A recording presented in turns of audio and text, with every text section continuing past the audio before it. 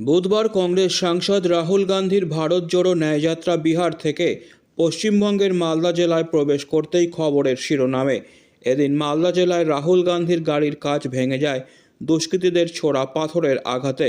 যদিও এই ঘটনায় কংগ্রেস সাংসদ তথা সোনিয়া পুত্র রাহুল গান্ধীর কোনো রকম আঘাত লাগেনি।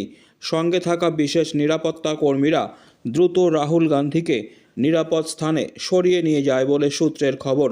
এই ঘটনার প্রতিবাদ জানিয়ে রাজ্যের অন্যান্য জেলার সঙ্গে জলপাইগুড়ি জেলা কংগ্রেসের পক্ষ থেকে সন্ধ্যায় পথে নেমে আন্দোলন করতে দেখা যায়।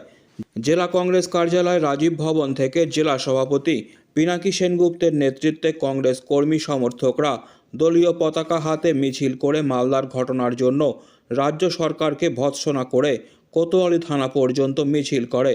কিন্তু সমস্যা হলো, রাজ্যের কংগ্রেস নেতারা বারবার ন্যায়যাত্রা নিয়ে রাজ্য সরকারের অসহযোগিতার কথা বললেও দিল্লির কংগ্রেস নেতারা ইন্ডিয়া জোট সঙ্গী তৃণমূলের বিরুদ্ধে অসহযোগিতার কোনো শব্দ খরচ করছেন না।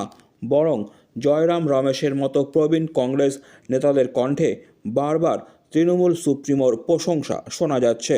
রাহুল গান্ধীর গাড়িতে আক্রমণ প্রসঙ্গে জলপাইগুড়ি জেলা কংগ্রেস সভাপতি পিনাকি সেনগুপ্ত বলেন, আজ মালদায় রাহুল গান্ধীর ভারত জোড়ো ন্যায়যাত্রার ওপর আক্রমণ হয়েছে। এর তীব্র নিন্দা করে রাজ্য সরকারের উদ্দেশ্যে বলতে চাই, এইভাবে রাহুল গান্ধী এবং কংগ্রেস দলকে আটকে রাখা যাবে না।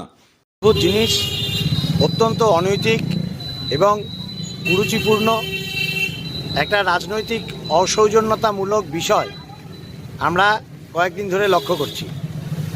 রাহুল গান্ধীর নেতৃত্বে ন্যায় যাত্রা পশ্চিমবাংলায় ঢোকার পরের থেকেই সেই ন্যায় যাত্রাকে বাধাদান করার জন্য রাজ্য সরকারের বা রাজ্য প্রশাসনের তরফ থেকে নানান রকমভাবে ব্যবস্থা গ্রহণ করা হচ্ছে।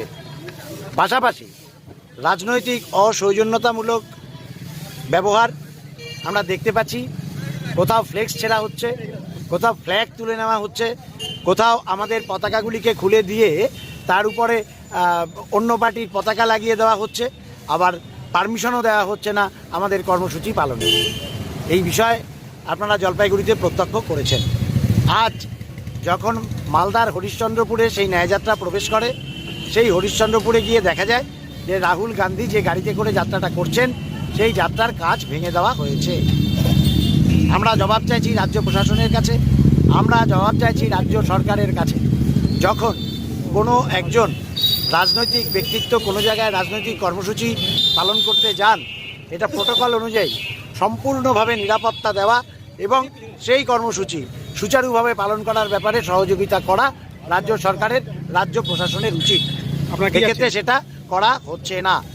আমার মনে হয় ওরা ভয় পেয়েছে, আর ভয় পাওয়ার ফলেই এই ধরনের কুরুচিপূর্ণ, অগণতান্ত্রিক, অসাংবিধানিক, অনৈতিক কার্যকলাপগুলি করে চলেছে।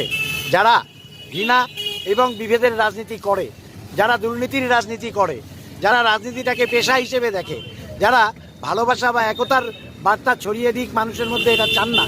এটা তাদের কাজ। আমরা ভীষণভাবে ধিক্কার জানাচ্ছি এবং প্রতিবাদ জানাচ্ছি এই ধরনের বিষয়। কি করলেন? কি কর্মসূচি? আমরা থানার সামনে এসে একটা টোকেন প্রতিবাদ জানালাম। এর আগেও তো শুভেন্দু